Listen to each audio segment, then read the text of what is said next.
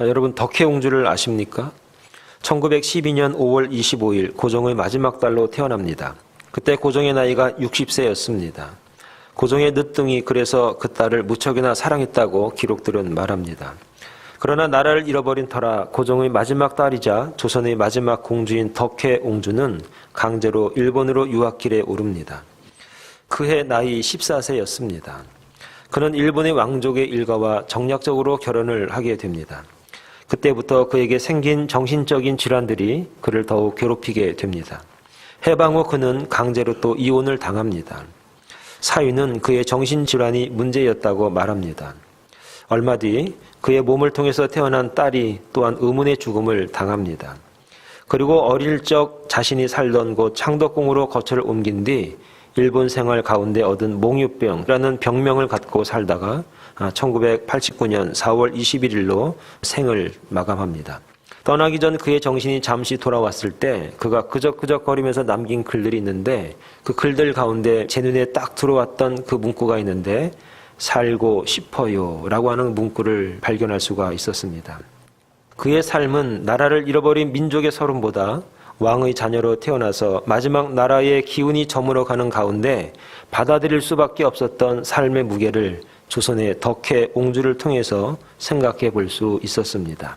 이처럼 몰락한 왕조의 마지막은 언제나 비참함이 보통 사람보다 더 크다는 것을 덕혜옹주를 통해서 우리에게 전해주고 있습니다. 본문에 또 하나의 몰락한 왕조가 있습니다. 바로 사울의 왕가입니다. 이들의 삶은 새로운 왕조에 의해서 죽임을 당하거나 죽을 때까지 숨어 목숨을 연명하는 것이 보통입니다. 본문에 나타난 절뚝발이 무비보셋도 마찬가지입니다. 8절에 자기 자신을 이렇게 설명을 합니다. 그가 절하여 이르되 이 종이 무엇이기에 왕께서 죽은 개 같은 나를 돌아보시나이까 하니라. 그는 개처럼 살았습니다. 아니 그렇게라도 살아갈 수만 있다면 정말 다행이었을 겁니다. 이런 그를 다윗이 기억을 해냅니다. 그리고 그를 찾아냅니다. 그리고 그를 본인이 인정한 개 같은 삶에서 왕자의 삶으로 순식간에 바뀌게 됩니다. 이러한 내용이 오늘 본문의 내용입니다. 이처럼 오늘날 다가온 삶의 전환을 회복이라고 하는 말로 정의를 내릴 수가 있습니다. 오늘 우리들도 이러한 회복이 가능할까? 오늘 본문에서 무비보셋은 다윗으로부터 어떤 회복을 갖게 될까? 몇 가지로 나눠서 은혜를 나누겠습니다. 첫째는 다윗을 통해서 절뚝발이었던 무비보셋은 신분이 회복이 됩니다. 11절 하반절에 보면 무비보셋은 왕자 중 하나처럼 왕의 상에서 먹으니라 라고 말합니다. 무비보셋이 다윗 왕 앞에 나와서 한 말이 참 인상적입니다. 이 종이 무엇이간데 왕께서 죽은 개 같은 나를 돌아보시나이까. 무비보셋은 자신을 죽은 개로 여겼습니다. 사울 왕조가 무너지고 다윗이 왕이 되었으니 몰락한 왕조의 후손들은 처참하게 죽거나 평민으로 돌아가는 것이 일반화된 사실입니다. 특히나 사울 왕은 오랜 세월 동안 다윗을 죽이려고 했습니다. 이 일을 온 이스라엘이 알고 무비보셋도 아는 사실입니다. 그러니 무비보셋은 살아남기를 포기했을 것입니다. 언젠가 다윗에게 죽임을 당할 것이다 라고 생각하고 숨을 죽이고 살았던 바로 무비보셋이었습니다. 그런데 어느 날 다윗이 그를 부릅니다. 다윗 앞에 나아갈 때까지 이제는 죽었구나 하고 생각할 수밖에 없었습니다. 다윗 왕이 자기 앞에 나온 무비보셋을 오죽 두려워했으면 다윗이 뭐라고 말하냐면 무서워 말라 그렇게 7절에 말을 합니다. 사울이 죽은 후 무비보셋은 짖지도 못하는 죽은 개처럼 엎드려 살았던 것입니다. 그런 그를 불러 은혜를 베풀겠다는 것입니다. 이것이 진짜 은혜입니다. 여러분 진짜 은혜라고 하는 것은 원수된 사람, 그에 의해서 해를 당하거나 죽을 수밖에 없는 사람으로부터 엄청난 호의를 받는 것이 진짜 은혜인 것입니다. 이 은혜를 무비보셋이 바로 입은 것입니다. 이 은혜를 사랑하는 여러분, 우리 성도들이 하나님으로부터 입었다는 것입니다. 우리는 하나님과 원수되었던 자들이었습니다. 조상 때부터 원수가 되었고 죄 때문에 원수가 되었습니다. 우리의 모든 생각조차 하나님과 원수가 되었던 존재였습니다. 로마서 8장 7절에 보니까 육신의 생각은 하나님과 원수가 되나니 이는 하나님의 법에 굴복지 아니할 뿐 아니라 할 수도 없음이라 그랬습니다. 하나님과 원수된 우리를 구원하시고 자기 아들을 보내시고 우리를 대신 죽이셨던 그 하나님의 놀라운 은혜가 오늘 무비보셋에게 임했던 것입니다. 그래서 로마서 5장 1절에 보니까 곧 우리가 원수 되었을 때에 그 아들의 죽으심으로 말미암아 하나님으로 더불어 화목되었은즉 화목된 자로서 더욱 그의 살으심을 인하여 구원을 얻을 것이니라 라고 말씀합니다. 에베소 2장 14절에도 그는 우리의 화평이신지라 둘로 하나를 만드사 원수된 것 곧 중간에 막힌 담을 자기 육체로 허시고 법조문으로 된 계명의 율법을 폐하셨으니 이는 이 둘로 자기 안에서 한 세 사람을 지어 화평하게 하시고 라고 말씀하고 있습니다. 사랑하는 여러분, 우리는 은혜 받은 사람들입니다. 예수 그리스도의 은혜로 우리의 인생이 완전히 회복된 인생이 되었다는 것을 여러분 믿을 수 있기를 바랍니다. 이 은혜를 무비보셋이 받았고 그리스도를 주로 믿는 저와 여러분들이 받은 것입니다. 우리의 신분은 더 이상 죽은 개 같은 인생이 더 이상 아닙니다. 당시 유대인들은 개를 가장 싫어하는 동물로 분류했습니다. 그래서 헤롯을 개로 비유했고 교회를 핍박하는 초대교회의 바리새인들과 사두개인들을 개들이라고 지칭했던 이유가 바로 그것입니다. 이제 우리는 더 이상 숨어 지내면서 눈치 보면서 살아가는 존재가 아니라 왕과 함께 식사하는 존재, 왕이 인정하는 존재, 구박받는 존재가 아니라 미운 우리가 아니라 백조라는 사실을 우리가 알아야 됩니다. 우리의 신분은 이제 하나님이 함께하는 존재, 왕이 인정한 존재인 것입니다. 무비보셋에게 임했던 그 신분의 변화가 오늘 저와 여러분들이 예수 그리스도를 주로 신할 때 이제는 더 이상 세상의 존재, 죽을 수밖에 없는 존재가 아니라 살아있는 존재, 살 수밖에 없는 존재, 하나님의 자녀가 된다는 사실을 여러분 믿을 수 있는 저와 여러분 되기를 간절히 축원을 드리겠습니다. 두 번째로 무비보셋에게 임했던 하나님의 은혜가 무엇인가, 다윗의 은혜가 무엇인가, 바로 소유가 회복이 됐다 하는 겁니다. 오늘 9절 말씀에 보면 이렇게 말씀합니다. 왕이 사울의 시종 시바를 불러 그에게 이르되 사울과 그의 온 집에 속한 것은 내가 다 내 주인의 아들에게 주었노니 라고 말합니다. 본래 전쟁에서 패한 자는 이긴 자의 종이 되고 패한 자의 모든 재산은 이긴 자에게 귀속이 됩니다. 무비보셋은 죽었거나 다윗의 종이 되어야 마땅합니다. 그래서 다윗이 무비보셋을 부를 당시 무비보셋의 종이었던 시바는 주인으로부터 자유로운 상태였던 것 같습니다. 왜냐하면 무비보셋과 그 일가들은 전혀 소유권에 관해서 인정할 수 없는 존재가 되기 때문입니다. 무비보셋이 소유했던 재산도 몰수를 당했습니다. 그럼 무비보셋에게 사울 왕의 모든 재산과 심지어 그의 종까지 회복시켜 주겠다고 다윗이 말씀하고 있는 겁니다. 이 소유의 회복 또한 우리 구원받은 백성들이 경험한 회복 중에 하나라는 겁니다. 이 소유의 회복이 무비보셋에게만 임한 것이 아니라 오늘 저와 여러분들에게도 동일하게 임했다는 겁니다. 사실상 죄로 인하여 인간들은 낙원에서 추방되었을 뿐 아니라 낙원을 상실한 것입니다. 이것은 자복이 상실했다는 것 이상 큰 뜻이 있는데 그게 무엇이냐? 하나님과의 교제가 상실되었다 하는 겁니다. 따라서 만물의 영장으로서의 재반 소유권을 잃어버렸던 것이 오늘 저와 여러분들이었던 겁니다. 이렇게 모든 소유권을 잃어버리고 괴로워하고 있는 인간에게 어느 날 주님께서 찾아오셨습니다. 그리고 그가 모든 소유권을 회복시키셨습니다. 그리고 우리에게 주셨다고 말씀을 합니다. 로마서 11장 36절에 보면 이는 만물의 주에게서 나오고 주로 말미암고 주에게로 돌아감이라. 그에게 영광이 세세에 있을지어다 라고 말씀합니다. 다시 말씀드리면 그리스도 안에서 우리에게 다시 만물을 다스릴 권세가 주어졌다는 것을 오늘 말씀하고 있는 겁니다. 또한 그리스도와 함께 영생을 유업으로 받도록 하나님께서 축복하셨던 겁니다. 사랑하는 여러분, 우리가 하나님께 받은 은혜는 이에 비할 수가 없습니다. 로마서 3장 23절에 모든 사람이 죄를 범하였음에 하나님의 영광에 이르지 못하였더니 라고 말합니다. 요한복음 8장 23절에도 진실로 진실로 너희에게 이르노니 죄를 범하는 자마다 죄의 종이었다 라고 말합니다. 오늘 우리는 하나님으로부터 버림받았습니다. 왜 그런가? 죄의 종이 되었기 때문입니다. 그래서 하나님과의 모든 관계가 끊어졌습니다.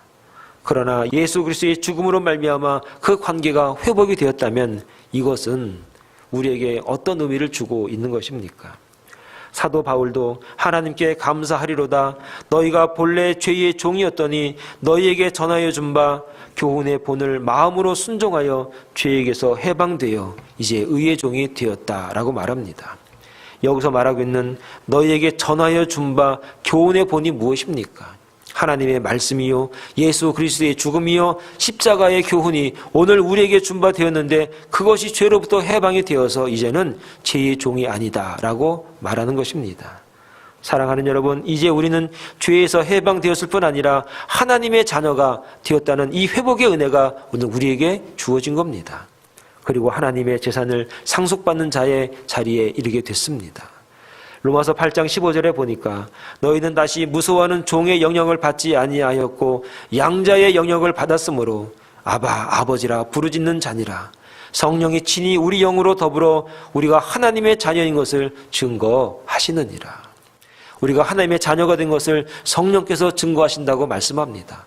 이것이 무엇입니까? 우리가 하나님의 자녀라는 것을 하나님 스스로가 인정하시고 하나님 스스로가 온 세상에 증거함으로 말미암아 이제 우리는 죄의 종이 아니고 세상의 개 같은 인생으로 살아간 것이 아니라 하나님의 종으로서 하나님의 자녀로서 살아가는 인생이 되었다라고 합니다. 양자가 된 우리들은 하나님의 자녀입니다. 그의 피값으로 사신 자녀입니다. 이제 세상과 물질의 종이 아니라 그것을 다스리는 자녀가 되었다는 것이 바로 양자의 자녀라 하는 것입니다. 사랑하는 여러분, 여기서 다스린다는 것이 무엇을 의미합니까? 물질에 의해서 양심을 저버리는 것이 아니라 내 편의를 위해서 술수를 사용하는 것이 아니라 하나님의 자녀답게 하나님을 바라보면서 하나님의 뜻대로 살아가는 자녀가 되었다 하는 것입니다. 오늘 저와 여러분들은 이 세상에서 하나님의 자녀로서 세상을 어떻게 소유하십니까? 세상의 방법대로 소유하기를 원하십니까? 아니면 하나님의 방법대로 하나님의 자녀됨을 인정함으로 말미암아서 하나님의 자녀답게 살아가기를 원하십니까? 로마서 14장 17절에 하나님의 나라는 먹는 것과 마시는 것이 아니요 오직 성령 안에 있는 평강과 희락이라. 하나님의 자녀가 되는 것은 이제 세상의 물질에 의해서 좌우되지 않습니다. 성령에 의해서 평강과 희락을 누리는 삶을 살아가게 된다는 것을 여러분 믿을 수 있기를 바랍니다.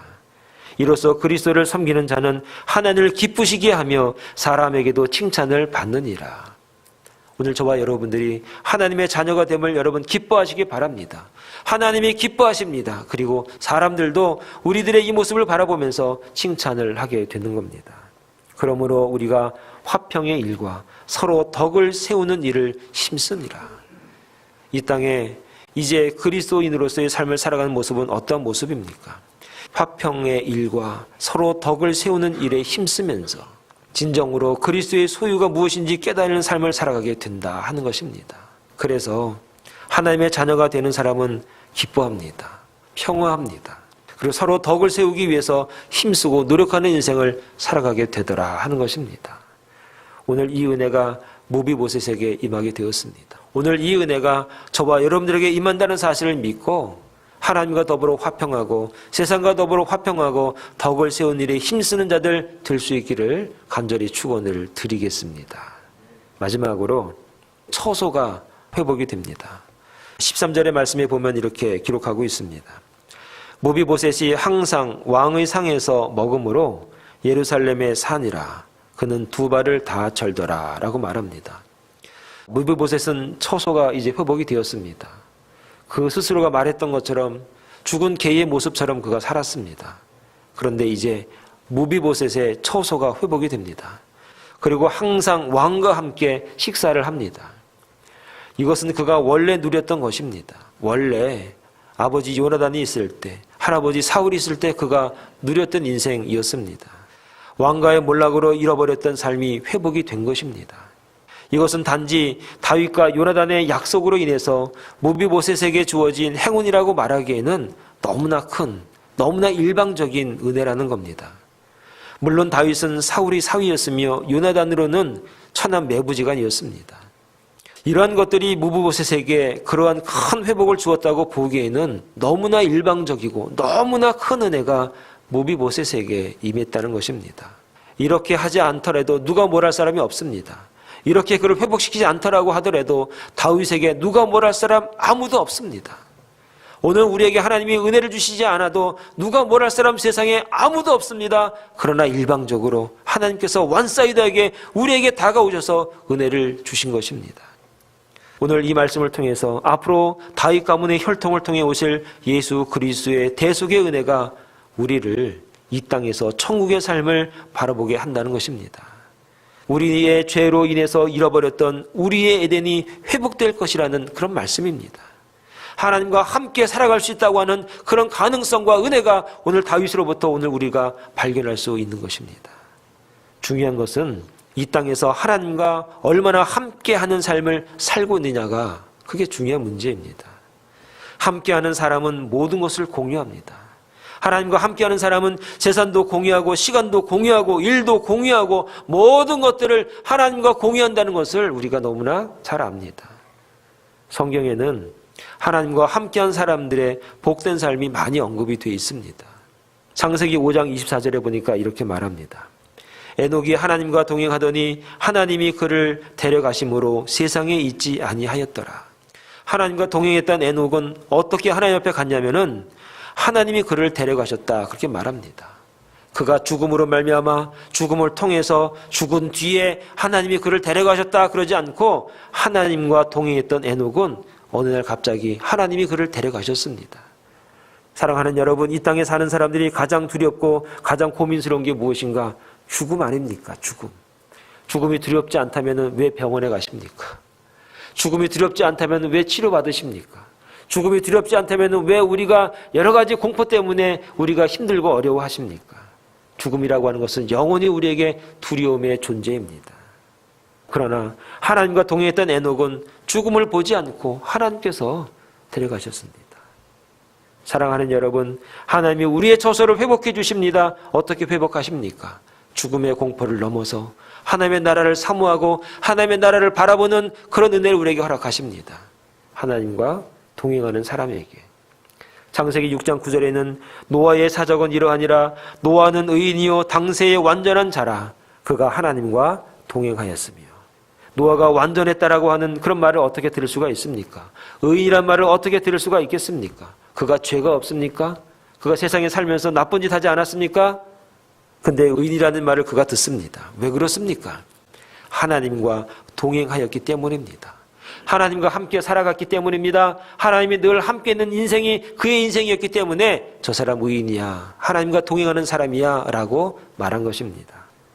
오늘 저와 여러분들에게 있어서 우리의 처소가 회복되기를 바랍니다. 하나님과 동행함으로, 하나님과 함께함으로 말미암아서 우리의 처소가 회복이 되고 의인으로서 인정받을 수 있는 저와 여러분 되기를 간절히 축원합니다. 물론 함께함의 가장 큰 은혜는 하나님이 친히 사람이 되어서 바로 이 땅에 함께하는 것이 가장 큰 은혜인 것입니다. 마태복음 1장 23절의 말씀에 보니까 보라, 처녀가 잉태하여 아들을 낳을 것이요 그 이름은 임마누엘이라 하리라 하셨으니 그를 번역한 즉 하나님이 우리와 함께 계시다 함이니라. 사랑하는 여러분, 이 땅에 예수 그리스도께서 인간의 몸으로 오셨다고 하는 그 이유가 무엇입니까? 그 내용이 무엇입니까? 하나님이 우리와 함께 계시다, 임마누엘이다 라고 하는 은혜가 우리 가운데 주어진 겁니다. 사랑하는 여러분, 주님이 저와 여러분과 함께 계심을 믿으십니까? 오늘 이 땅에 주님이 나와 함께 계심으로 말미암아서 내가 죽어도 살겠고 살아서도 하나님과 동행함으로 말미암아서 천국의 삶을 산다고 하는 것을 여러분 고백할 수가 있겠습니까?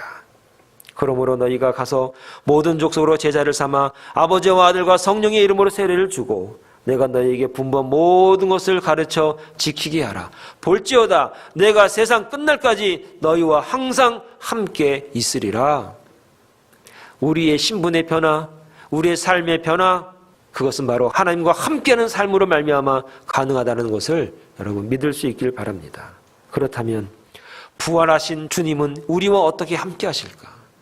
바로 말씀과 성령으로 함께 하신다 말씀하십니다. 권능으로 함께 하신다 말씀하십니다. 몸된 교회와 함께 하신다 말씀하십니다.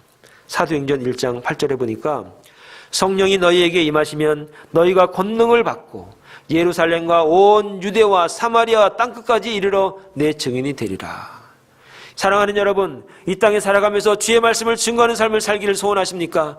주의 은혜가 우리와 함께하는 인생이 되기를 원하십니까? 성령이 너에게 임하시면 권능을 받고 그 권능으로 살아가는 인생, 그것이 바로 하나님과 함께하는 인생인 것입니다. 오늘 저와 여러분들에게 어떤 권능이 있습니까? 세상에 권능이 있습니까? 어떤 권능이십니까? 어떤 권세가 여러분에게 있습니까? 예수 그리스도를 믿는 자들에게는 성령이 임하셔서 성령이 함께하여 주셔서 우리에게 성령의 권능, 하나님의 권능으로 살아간다는 사실을 여러분 믿을 수 있기를 바랍니다. 이런 사람들은 하늘의 소망을 두고 살 수 있습니다. 그렇기 때문에 누가 뭐라고 하더라도 주님이 주시는 능력으로, 힘으로 이 땅에서 사는 것입니다. 요한복음 14장 2절에 보니까 내 아버지 집에 거할 곳이 많도다. 그렇지 않으면 너희에게 일렀으리라. 내가 너희를 위하여 거처를 예비하러 가노니 가서 너희를 위하여 거처를 예비하면 내가 다시 와서 너희를 내게로 영접하여 나 있는 곳에 너희도 있게 하리라.